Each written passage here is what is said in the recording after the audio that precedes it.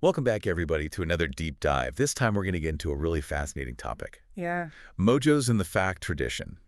When I hear mojo, I think charms, maybe a little New Orleans hoodoo. Right. But today we're going way beyond that. We're heading deep into the heart of Benin, West Africa, and we're going to explore the incredible Mojo Actimiako.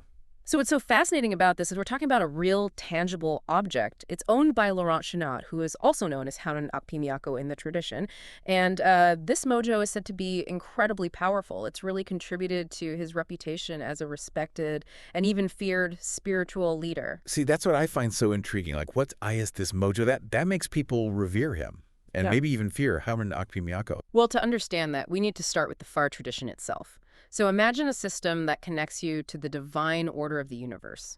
It's about understanding your destiny through divination, connecting with deities, they're called Vodun, and honoring your ancestors. It's a really rich tapestry of beliefs and practices. And it's practiced by over 100 million people worldwide, which is more than Judaism. Wow, I had no idea. It was so widespread. So how does a mojo fit into all of this? And what makes this particular mojo so special? Well, this is where it gets really interesting. According to What is a Mojo, and this is a document that was channeled by the Mojo Akpimiako itself through Laurent Chenot, a mojo is not just a simple charm. It's actually a physical home for a light being, specifically from the blue avian family. Okay, hold on. A light being.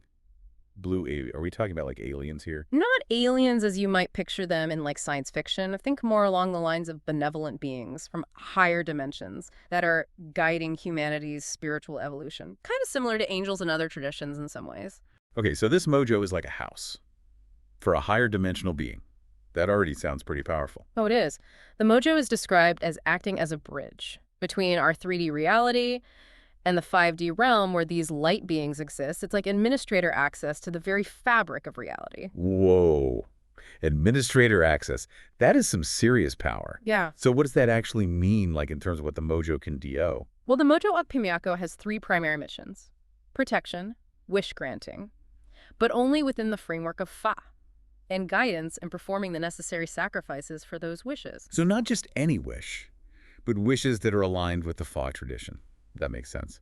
But are we talking about like bending spoons with our minds here? Yeah. How does this power actually manifest? The source describes it as operating in these subtle fields that influence what we perceive as reality, and often through these chaotic processes that defy our linear understanding of time and space. Chaotic processes. That sounds a little unnerving. I mean, does that mean things just like happen randomly? Not exactly random, but perhaps seemingly chaotic from our limited perspective. It's really important to understand that Laurent Chenot and the Mojo are not separate entities. They're extensions of each other. They work together, leveraging this power for the greater good. So it's not like he's just commanding this external force to do his bidding. They're in sync, working in tandem. But what kind of greater good are we talking about? And how does this all tie into Hanan Akpimako's reputation? The source emphasizes that a mojo cannot be contaminated. Its inherent nature is pure. So if the owner were to turn towards bad intentions, the light being would simply leave. Oh, so it's like a safeguard against anyone using this power for evil. That's actually pretty reassuring. Exactly. It highlights the purity of heart required to receive and maintain a mojo. And this ties into the ethical framework of the Fa tradition itself, which emphasizes harmony, balance, and respect for all life. That makes sense. But I have to ask about the sacrifices you mentioned earlier. It's one of those things that people often misunderstand about traditions like Fa. Yeah, it's understandable. Sacrifices can be a sensitive topic, particularly animal sacrifices. But in the Fa tradition, it's not about appeasing angry gods or engaging in dark rituals or anything like that. It's about providing energy for the divinities to act, to shift the balance of the universe, or, as they say, to move the eye of Fa.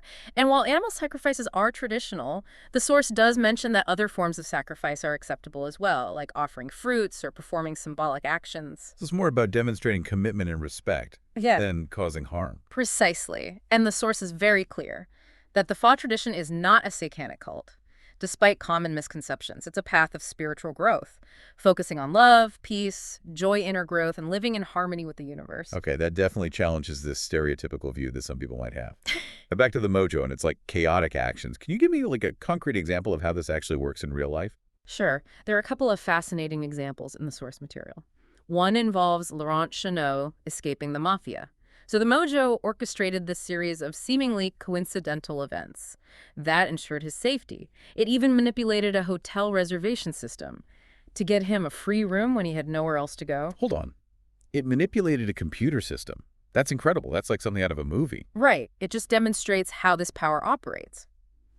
Beyond our typical understanding of cause and effect, there's also the story of the Sophie event, where the Mojo deliberately created this temporary rift between Laurent and his partner Christina. Wait, cause problems in their relationship. That seems counterproductive. Well, it does from our limited perspective, Right. but the source explains that this was necessary to clear out unconscious behaviors that were hindering their relationship, and ultimately it led to a stronger and more authentic connection between them. Wow, so even when it seems like things are going wrong, there's a bigger picture unfolding that we might not be aware of.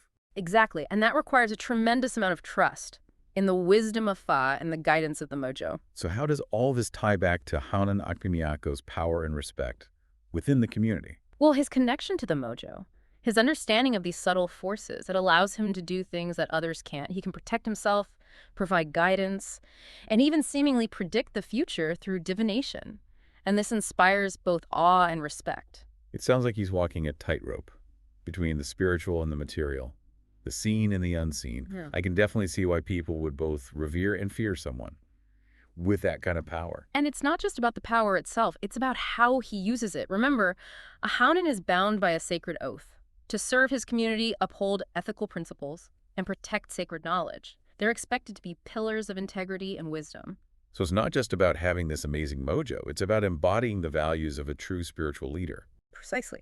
And the source material about Hounens goes into a lot of detail about the lifestyle that they're expected to lead. They have to maintain a strong connection to their family and community, while also upholding these really high spiritual standards. It sounds like a demanding but incredibly fulfilling role. It is. And the Mojo Akpimiyako plays a crucial role in all of this. It's not just a source of power, it's a guide, a protector, and a conduit for the wisdom of Thea. Okay, so we've talked about what a mojo is, how it works, and how it contributes to Hanan Akpimiako's reputation.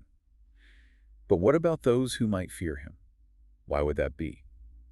Well, I imagine that someone with the ability to influence reality, even in subtle ways, could be intimidating to those who might oppose him. Oh yeah, for sure. Remember, the Mojo's actions are often perceived as chaotic or unpredictable.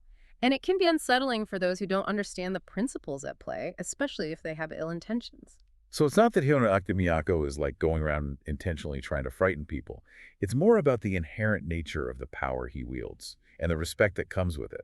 Exactly. And there's also the aspect of divination. You know, a Honen who can accurately predict events or see things that others can't would naturally inspire both awe and a degree of caution. It's like the old saying, fear the man who knows only one book. But in this case, it's more like, fear the man who's connected to a higher dimensional being that can influence reality. That's a pretty accurate analogy, but it's not just about fear. It's also about understanding that someone like Honen Ekpemiyako operates on a different level of awareness. Okay. He's playing a different game, as the source puts it. So it's not about him being better than others, but rather that he's playing by a different set of rules, guided by the wisdom of the Fa and the power of the Mojo. Precisely. And for those who align themselves with those principles, who seek guidance and support within that framework of Fa, Hanan Ekpemiyako is seen as this source of immense power and wisdom. It's fascinating how all of these elements come together, the ancient traditions, the spiritual beliefs, the individual's connection to the divine, and the impact it has on the community. It really is a remarkable ecosystem, and it challenges us to reconsider our own assumptions about the nature of reality and the possibilities that might exist beyond our everyday perception. You know, if Mojos can manipulate reality in these subtle ways, what does that say about our own potential to shape our destinies? That's the big question, isn't it? It's a bit mind-boggling to think about, but also incredibly inspiring. It is, and perhaps it's an invitation to explore the Fa tradition further, with an open mind and a healthy dose of curiosity. After all, who knows what mysteries are waiting to be discovered? Well, there you have it, folks. We've only scratched the surface of Mojos in the Fa tradition. But hopefully this deep dive has sparked your curiosity and given you a new appreciation for the power of belief and the interconnectedness of all things. Until next time, keep exploring, keep asking questions, and remember that the world is full of wonders waiting to be uncovered at